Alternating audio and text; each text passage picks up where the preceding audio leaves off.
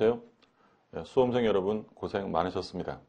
이제 오늘 공인중개사 27회 시험이 있었는데요.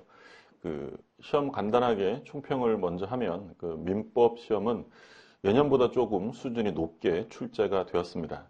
이제 사례형 문제라든지 가운데 부분에 아주 좀 길고 어려운 지문들이 좀 속한 게 있어서 그 부분에서 시간을 빼앗기셨다면 시간 내에 풀기가 쉽지 않았을 문제로 출제가 됐고요.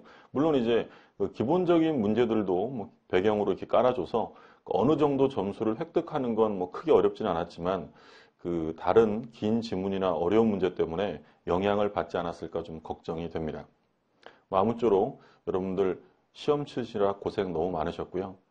올 한 해 고생하신 거 꼭 합격으로 보상을 받으시기를 간절히 기원합니다. 여러분 고생 많으셨습니다.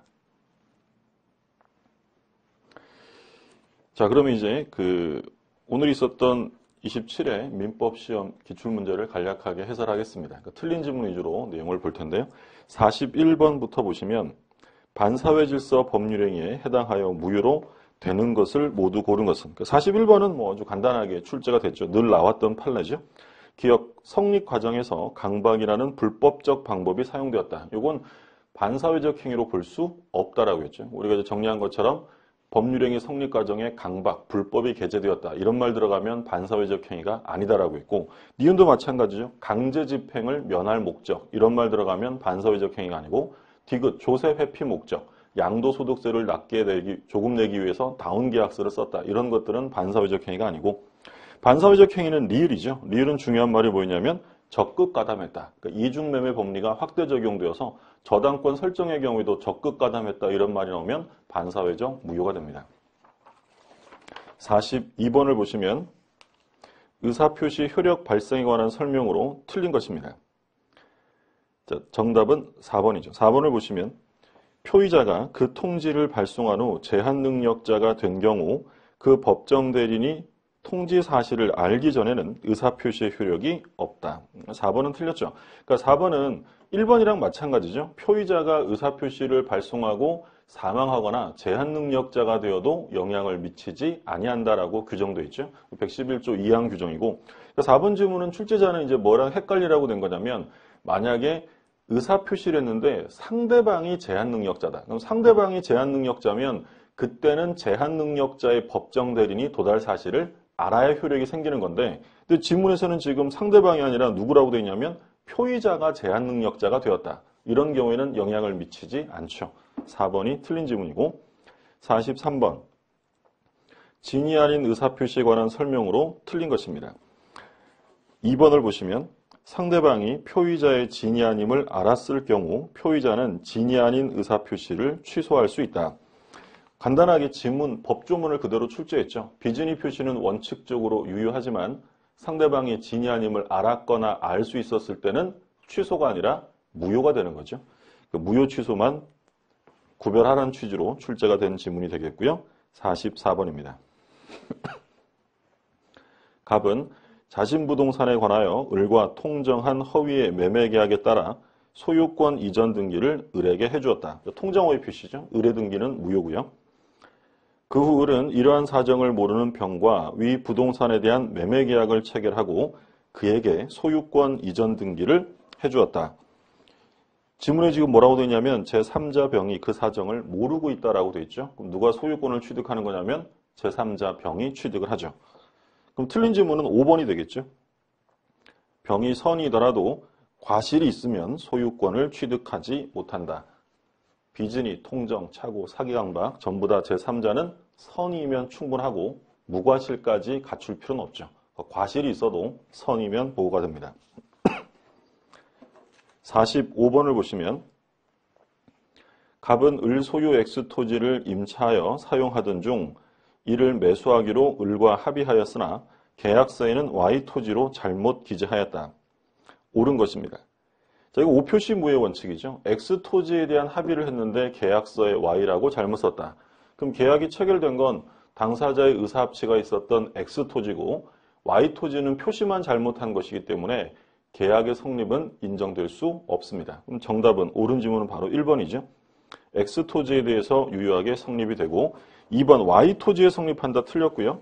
그 다음에 3번, 4번은 차고 취소란 말 나오면 안 된다고 했죠. 오표시 무효에는 차고 취소의 문제가 생기지 않는다라고 했어요. 그러니까 X토지는 완전한 의사합치가 있었기 때문에 차고의 문제가 생기지 않았고요.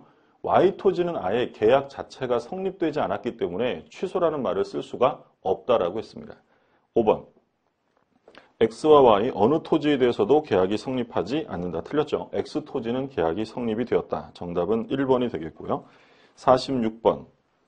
사기에 의한 의사표시에서 틀린 것인데 3번을 보시면 분양회사가 상가를 분양하면서 그곳에 첨단 오락타운을 조성하여 수익을 보장한다는 다소 과장된 선정 광고를 하는 것은 기망행위에 해당한다. 3번이 틀렸죠. 다소의 허위과장 광고는 사기에 해당하지 않는다라고 했죠. 이건 투자자가 스스로 결정할 문제이기 때문에 이를 가지고 사기라고 볼 수는 없다라는 게 판례였습니다. 47번을 보시면 대리권의 범위와 제한에 관한 설명으로 틀린 것인데요. 정답은 1번이죠. 대리인에 대한 본인의 금전 채무가 기한이 도래한 경우 대리는 본인의 허락 없이 그 채무를 변제하지 못한다.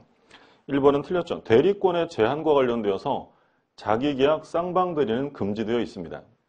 그런데 어떤 경우엔 가능하다고 했냐면 본인의 허락이 있거나 채무이행은 가능한데 이때 채무이행은 다툼이 없는 채무이행이에요. 그러니까 다툼이 없는 채무라는 것은 지금 나온 것처럼 대표적으로 변제기가 도래한 채무.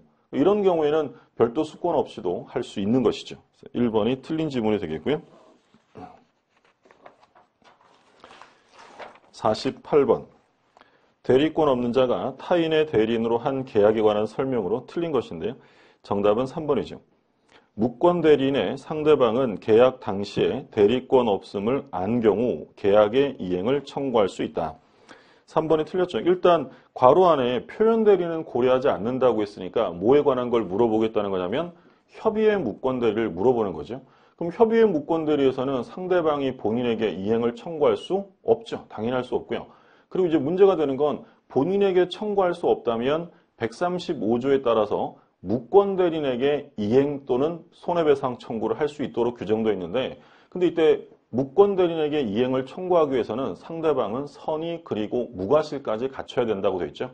근데 지문에는 지금 뭐라고 되냐면 이미 대리권 없음을 알았다는 거예요. 그럼 이 사람은 본인에게도 무권 대리인에게도 이행을 청구할 수 없습니다.